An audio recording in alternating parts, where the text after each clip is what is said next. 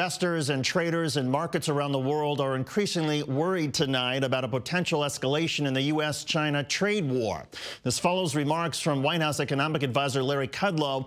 He said the United States and China are still far apart on any deal. The president has said, looking down the road, that is a likely meeting. No date has been set, no time, no place, no nothing at the moment. But he has said it is likely that meeting will take place. And I might add, the president has indicated that he's optimistic with respect to a potential China trade deal. But we've got a pretty sizable distance to go here. The Dow Jones Industrial Average plunged after Kudlow's comments, finishing the day down almost 1%. The S&P and NASDAQ followed suit.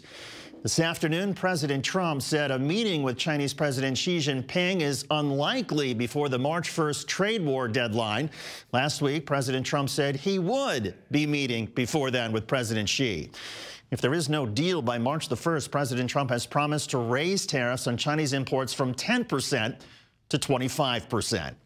Let's bring in Joel Rubin, president at the Washington Strategy Group and former Deputy Assistant Secretary of State, and Chris Garcia. He's CEO at Vicker Financial and a former Deputy Director at the U.S. Department of Commerce for the Trump administration. Chris, first to you, was it a mistake for President Trump last week to say he expected there would be a meeting with President Xi? Because the change today jolted a lot of people. Yeah, I mean, I think we would be, a little foolish to kind of surmise that the Chinese would relinquish this unfair competitive advantage that they've had for the last several decades.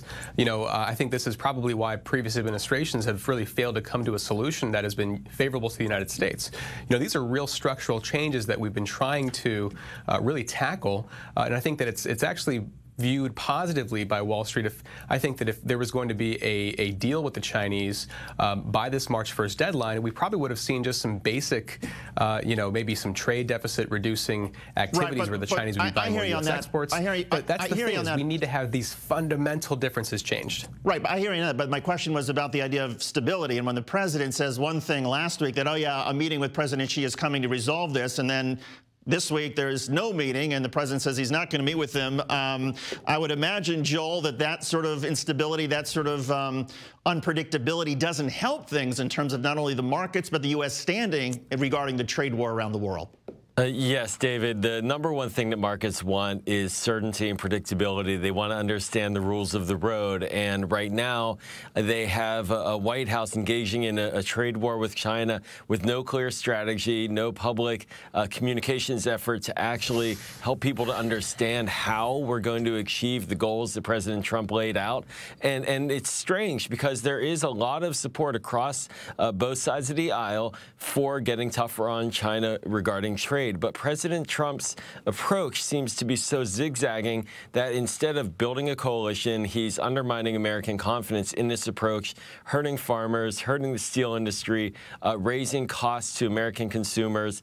It's really an approach that is not going to gain enough traction here to sustain a negotiation with China when things get very tough. But, Joe, would you acknowledge that perhaps there does have to be some pain on the part of the United States if, in fact, you're going to solve these very legitimate issues of, say, Chinese intellectual property theft?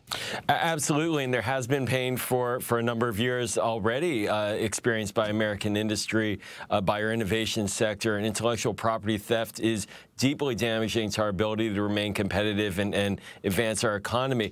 But you don't do this in a manner that seems to be slapshod and haphazard and not building a coalition. When we pull out of the Trans-Pacific Partnership as we did, we, instead of isolating China, empower China in the Asian markets. So I'm not really sure we have a coherent approach to actually succeeding at the table with China, and that's what's very concerning.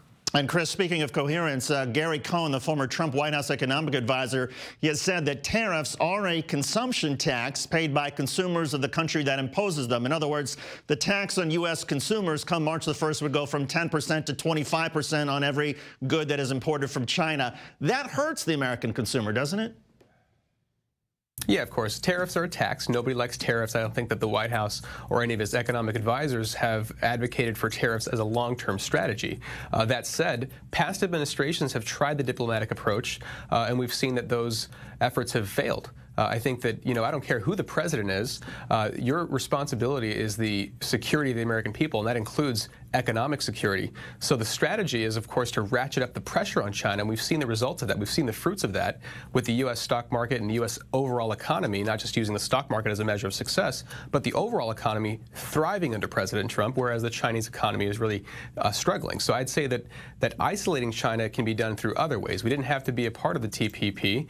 We've actually conducted an effort to reorient the supply chain away from Southeast Asia, in particular China, and back to North America. One of the great ways we did that was through the USMCA deal, the renegotiated NAFTA deal. And we're already seeing the fruits of that effort with this now announcement we've had today for Ford announcing a $1 billion investment in Chicago. We've got 600,000 manufacturing jobs that have already come back to the United States under President Trump.